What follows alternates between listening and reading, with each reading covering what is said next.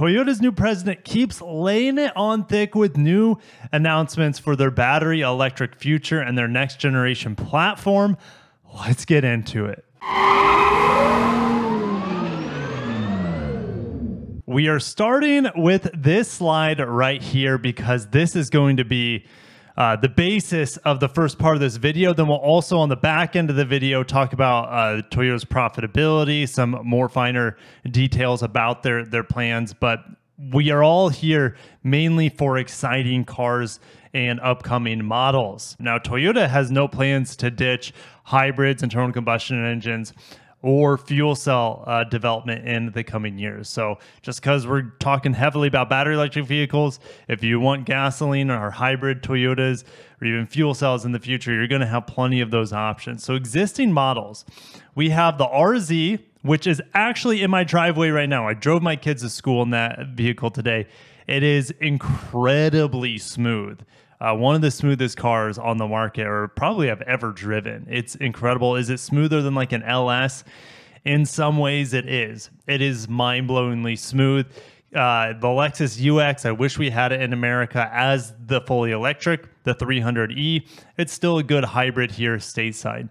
All right, SUV, the BZ4X, which is the Toyota variant of the RZ, or vice versa, however you want to say it. Compact sedan, I wish we had the BZ3 in America. It is a Chinese exclusive, co-developed with the arguably the world's largest battery electric vehicle maker, if not now, in the near future, absolutely, with BYD. Anyways, commercial MPV, you have the Pro Ace over in Europe, and then there's nothing for battery electric sports cars, but that is all going to change. So check this out.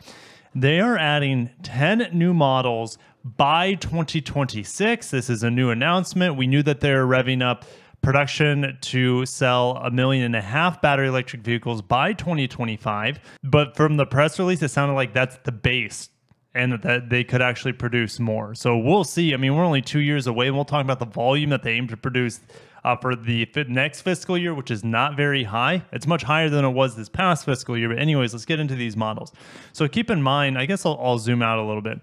This here is the luxury tier. And in 2026, on the new platform, we will have a wagon. It is 100% confirmed. Now, what kind of wagon are we going to get? As well as a sedan. Is it possible that these patented images of the Lexus IS come to the market in 2026? It's possible. I'd like to see it before then, but if it comes before then, it is on, well, there's the old Sport Cross wagon.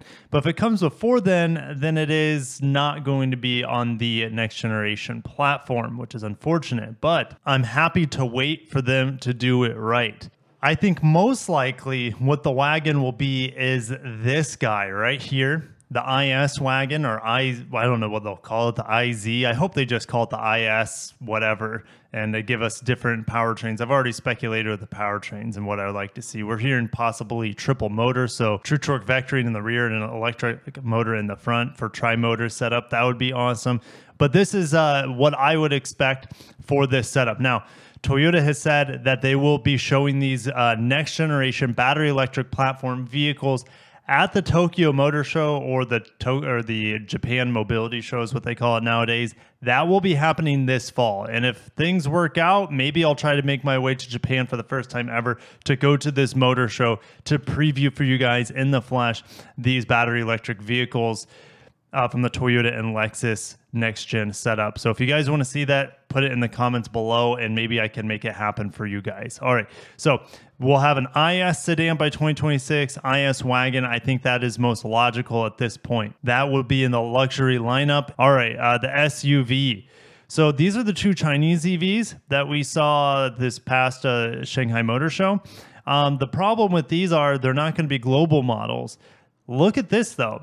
So it just says 3-row SUV next to it. So they're saying, okay, you're going to have at least 3 additional battery electric vehicles on the Toyota end that are going to be SUVs. So we'll have another 3-row SUV. This is 100% coming to America. So we go back to this image right here. We have this 3-row Lexus, but it will come probably first as a Toyota as a 3-row vehicle. And don't be surprised if it is built here in the United States. I think that is a strong likelihood out of Kentucky plant as they're reworking that plant massively.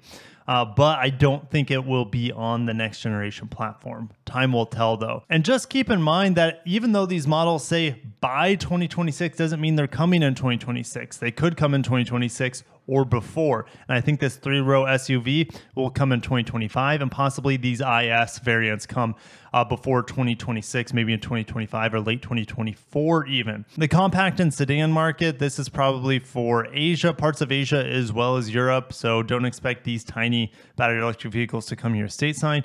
Well, you'll have the IMV, commercial BEV that they teased in Thailand not that long ago. And then you have the sports car.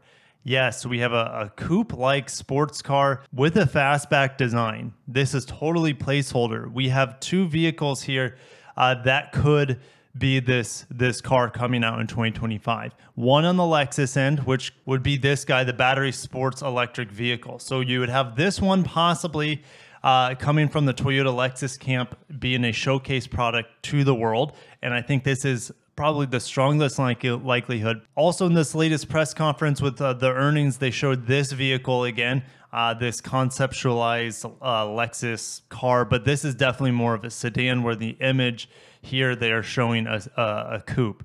The other model that it could be is the future MR2 battery electric vehicle. But you remember the reports coming out of Japan recently from Best Car Magazine talking about the next generation Supra having probably a hybridized inline six or plug-in hybrid inline six, and then Toyota making their own coupe alongside of it. So it could be this MR2, could also be a Celica or next generation Celica. Time will tell. But this is looking pretty sweet here. And this, they already have clay models of this. For example, they already showed this next to a vehicle that is already confirmed, which was the Crown Sport model. Okay, so 10 new models. You'll have 2 Lexus ISs potentially. I would guess right there. You'll have 3 more. And if you include the 3 SUVs they're talking about here, so that's 5. You have this pickup truck IMV BMW, that's 6. You'll have a sports car, that's 7, and maybe 3 small cars for emerging markets. That is the 10 total that they're talking about here by 2026. Now, I took a bunch of notes here, and so I'll play some B-roll for you guys where I slog through these notes, and we'll talk about some other things going on in the industry as well. So Toyota's expecting their full year operating profit to climb to $22.2 billion for this fiscal year ending in 2024. They're also targeting 10.1 million vehicles production, up 11% compared to last year. Q4 profits jumped 35%, beating forecast. In terms of the EV volume, they're expecting, including the Lexus brand, would reach 202,000 worldwide production this year, ending March 2024. More than 5 times more than the 38,000 or so they sold last year. That's still only 2% of the Toyota sales volume, but that's much higher than the 0.4% of the volume they had with their battery electric vehicles for last year. Now, Koji Sato also mentioned that they're going to be investing $7.54 billion in EV development through the end of the decade. And that brings the total investment for battery electric vehicle development to almost $38 billion before the end of the decade. So when they introduce this next generation battery electric vehicle platform, they are completely changing their factories. They are completely changing their assembly line and assembly process. They're expecting their assembly lines to be half of the length that they currently are. So what does that mean? Well, assembly of the cars would be less expensive, and also they'd be able to produce battery electric vehicles at a much faster rate, double the rate than what we see today. So Toyota's talked about their 3-step battery electric vehicle platform. Step 1 is finished, and step 1 was the rollout of their initial batch of EVs. And so that would be the BZ4X, the Lexus RZ, as well as probably the BZ3 over in China. Now we're in stage 2, or step 2, however you want to say it, which goes up until 2026. And that is trying to perfect the ETNGA platform as best as possible as they roll out new EVs on it to make it more efficient and more enticing for customers. And then in 2026 with the new platform, that starts stage 3 with the next generation platform and EVs. I also have this slide right here talking about software platform and electric vehicle platform and body chassis. So this is the three pillars on which all their electric vehicles will be built in 2026, which in theory simplifies everything and should allow them to produce vehicles faster than we've ever seen before. But I'll see you guys down below. I can't wait to see what you have to say about their little sneak peek roadmap. And then at the end of October, early November, we will see from Toyota all these new concepts that they're talking about. Hopefully we get the Lexus IS confirmed, as well as some other vehicles, and I just can't wait to see the designs they're working on. Mitsubishi, I also have a Mitsubishi in the driveway right now, the plug-in hybrid Outlander, which I'm going to show this to you guys real quick. This could be becoming the steal on the market right now for plug-in hybrid. The sticker price on the one I have is about $50,000, which is really expensive for an Outlander. But here's the thing. These are being marked down $4,000. See, MSRP $44K. You can get it for under $40,000 for the base SE model. The SEL model is being marked down $4 to $5 grand as well. So, you know, at sticker price, these vehicles are not worth it, but the market is speaking. They're not buying them at MSRP, and the dealers are discounting them massively. Look, a nearly $6,000 price drop here on this SEL model. So very exciting. Can't wait to review it for you guys. And this thing could be a great deal to be had, especially since the RAV4 Prime is very, very, very difficult. And these are just models in my area. So these are widely available.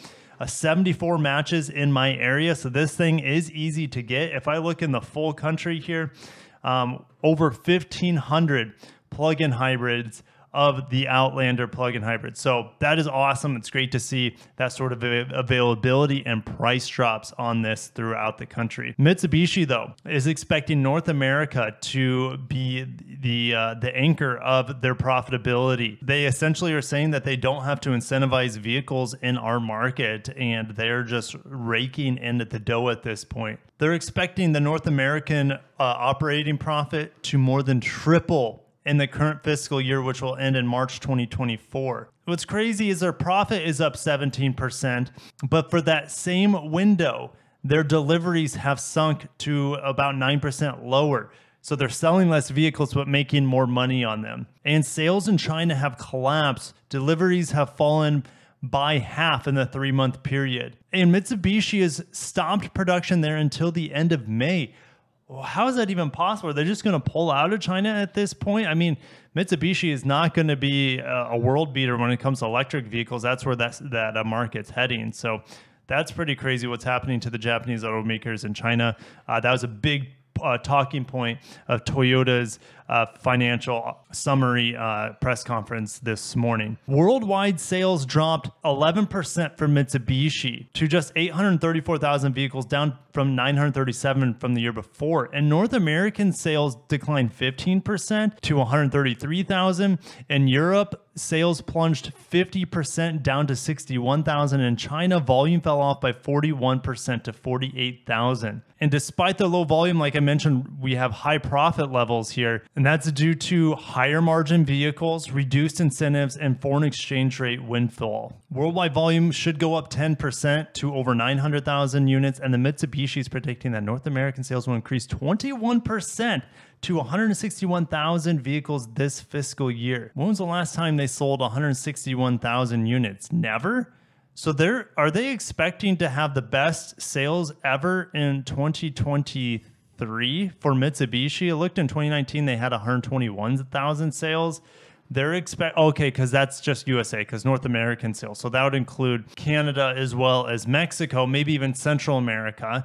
And in Mexico, they get the Xpander as well. With the Xpander is like their version of the Innova. It's kind of like this body on frame minivan sort of thing. I'll probably just make a separate video about Subaru because this video is going to be a little too long at this point. So stay tuned for that. Thank you guys for watching. Got to cut myself off. Have a great day.